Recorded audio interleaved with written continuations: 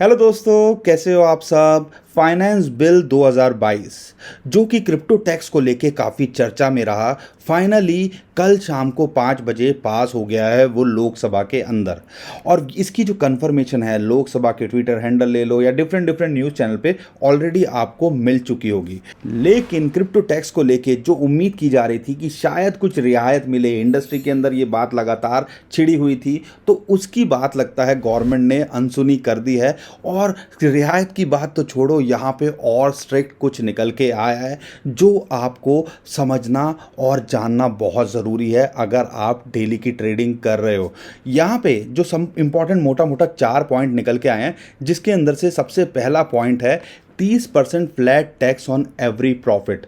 आप कोई भी ट्रेड करें जिसके अंदर आपके पास में 1 रुपये का भी प्रॉफिट हुआ हो, उसके ऊपर आपको 30% फ्लैट टैक्स देना पड़ेगा। एक एग्जाम्पल से इसको समझते हैं। आप क्या स्टूडेंट हो, हाउसवाइफ हो, बिजनेसमैन हो, कोई भी हो, अगर आपने 1 लाख रुपए कमाया या 1 रुपये कमाया या 1 करोड़ रुपए कमाया, आपको 30% फ्लैट टैक्स गवर्नमेंट को भरना ही पड़ेगा। कोई टैक्स क्लैप का यहाँ पे चक्कर नहीं होने वाला है।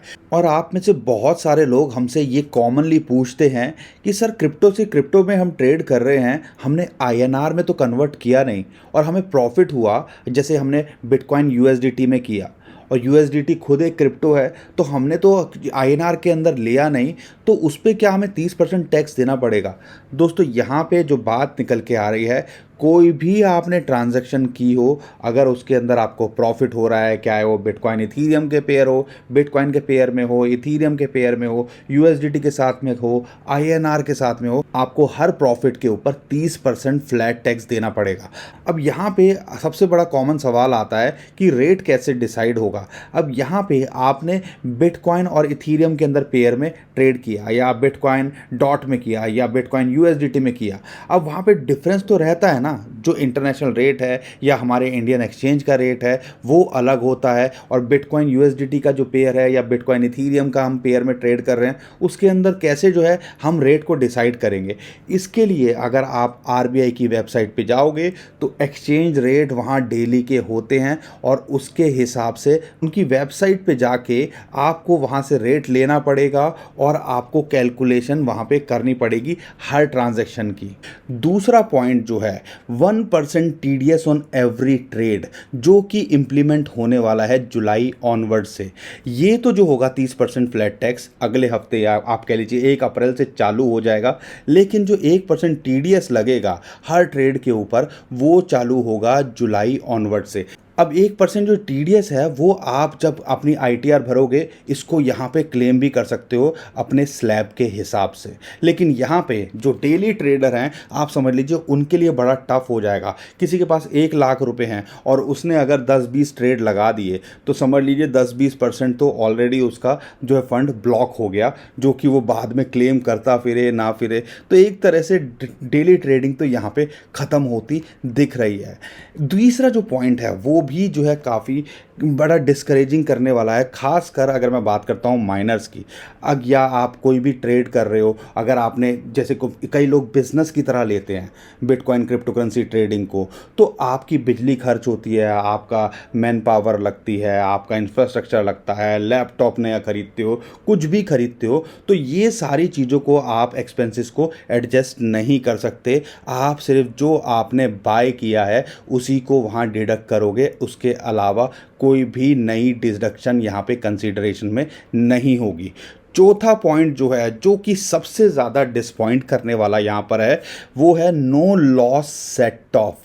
अब यहाँ पे क्रिप्टो अमेंडमेंट की गई, और जो अदर वर्ड था, पहले क्या बात निकल के आ रही थी कि आप जो है एक क्रिप्टो करेंसी, मान लीजिए एग्जांपल ले लेते हैं, बिटकॉइन आईएनआर में आप ट्रेड कर रहे थे, उसके अंदर अगर आपको प्रॉफिट हुआ और इथीरियम आईएनआर के अंदर वो आपको लॉस हुआ, तो यहाँ पे इथीरियम और बिटकॉइन के प्रॉफिट और लॉस को आप एक दूसरे के साथ में या दूसरे कोई और इंस्ट्रूमेंट के साथ में सेट ऑफ नहीं कर सकते थे। लेकिन जो अभी बड़ी बात निकल के आ रही है, जो क्रिप्टो अमेंडमेंट की बात करें, जो अदर वर्ड है ना, वो भी वहाँ से हटा दिया है। अदर वर्ड हटाने का मतलब क्या है, आप समझिए। अगर आप बिटकॉइन के अंदर ट्रेड कर रहे हो और अगर पहले ट्रेड के अंदर आपको प्रॉफिट हुआ और दूसरे ट्रेड के अंदर बिटकॉइन के अंदर ही अगर आपको लॉस हुआ तो उस पेयर में भी आप जो है सेट ऑफ एडजस्टमेंट नहीं कर सकते।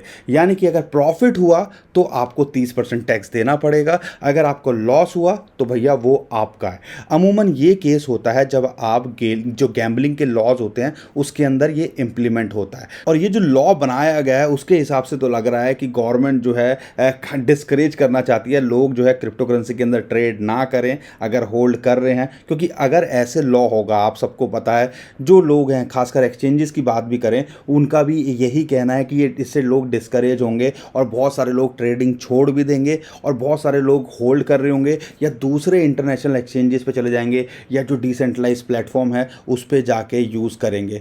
तो ये थोड़े चैलेंजेस रहेंगे हमारी गवर्नमेंट के लिए और हम उम्मीद करते हैं गवर्नमेंट भी शायद इसके ऊपर आने वाले टाइम के अंदर ध्यान दे और कुछ ना कुछ इसके अंदर रियायत मिले। लेकिन अभी की बात करें तो ये काफ़ी टफ हमें यहाँ पे देखने को मिल रहा है। बाकी और कोई भी अपडेट आएगी हम अपने चैनल के माध्यम से आपको करने की कोशिश करेंगे, ट्विटर टेलीग्राम के माध्यम से आपको कोशिश करेंगे अपडेट करने की। तो नीचे डिस्क्रिप्शन में हमने लिंक दिया हुआ है, उससे आप हमें ट्विटर टेलीग्राम को फॉलो कर लीजिए और साथ के साथ में हमारे चैनल को सब्सक्राइब कर लीजिए। और उम्मीद करता हूँ वीडियो को तो अभी तक आपने लाइक कर ही दिया होगा। तो दोस्तों अभी के लिए विदा लेता हूँ, खुश रहिए, मुस्कुराते रहिए, कमाते रहिए। आपका दोस्त पंकज। थैंक यू, नमस्कार, धन्यवाद।